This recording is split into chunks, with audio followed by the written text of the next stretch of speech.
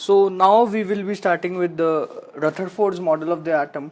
So we have studied about this experiment, and I will now tell you some applications of this experiment.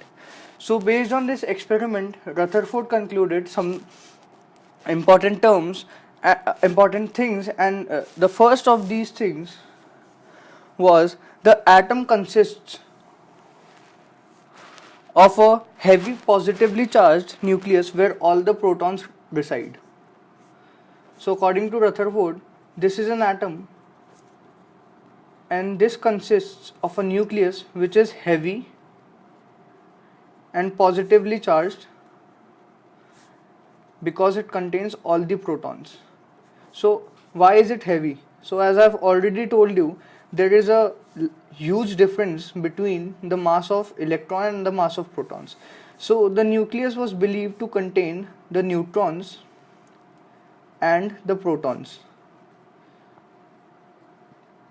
So as compared to the whole atom, the mass of the nucleus was very much. Nucleus was larger as compared to other things. Now, second conclusion was the volume of the nucleus is very small and only a minute fraction to that the volume of the atom. So he took out the ratio of the radius of the atom and the radius of the nucleus, and it came out to be 10 to the power of 5. That is, radius of atom was 10 to the power 5 times radius of the nucleus. So as we consider atom to be spherical in shape and nucleus to be spherical in shape, so the volume of a sphere is 4 by 3 pi r cube. So volume of atom upon volume of nucleus comes out to be 10 to the power of 15. That is, the volume of atom is 10 to the power of 15 times the volume of nucleus. Now, based on these observations, he gave a relation between radius and mass number. This relation was R is proportional to 1/3 power of the mass number. So to remove this proportionality sign, we introduce a constant, that is R naught into a to the power of 1 by 3, where the value of R naught is 1.33 into 10 to the power of minus 13 and a is mass number.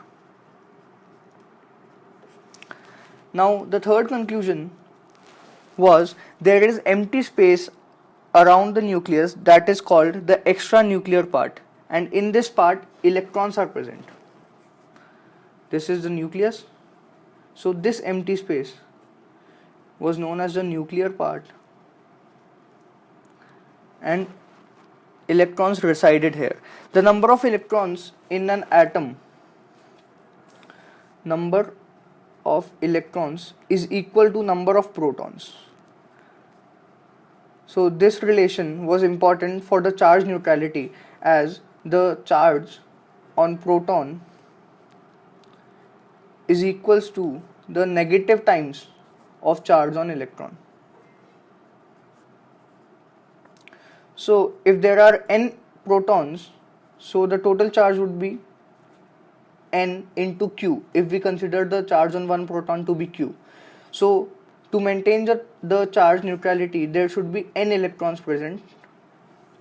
So this was given by Rutherford's model. The fourth conclusion drawn from this experiment was electrons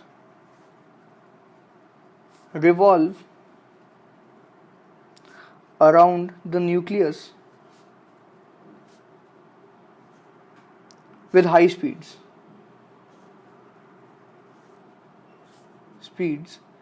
in closed orbits. So this can be compared to our solar system. The sun is in the center and the planets revolve around the sun in closed orbits. So comparing, this is an atom and this is the nucleus. These are the orbits and the electrons move in these closed orbits with high speeds. Now, this Rutherford model could not explain everything. It had many drawbacks. The First drawback of this model of atom was, at the time of Rutherford there was one more scientist named Maxwell, and according to Maxwell, if any body is undergoing revolution around another body, it would radiate energy. It would radiate energy. So if we consider this atom, and this is the nucleus, and we consider one orbit and take an electron in this orbit. If this electron is revolving around the nucleus with some speed v, then it should radiate some energy. As radiation takes place, the energy of this electron goes on decreasing, and the radius of the circular orbit should also go on decreasing, and eventually this electron should end up in the nucleus. Thus, the atom should be unstable.